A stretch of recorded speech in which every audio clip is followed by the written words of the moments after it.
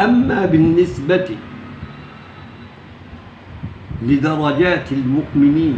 في سورة الواقعة إنما وردت على درجتين اثنتين: سابقون مقربون وأبرار من أصحاب اليمين، كما جاء في قوله تبارك وتعالى: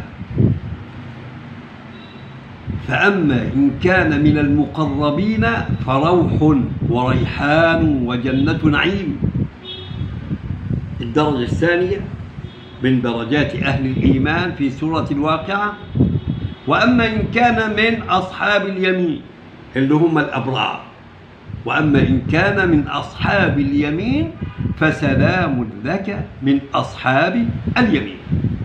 فذكر الله عز وجل درجتين للمؤمنين في سورة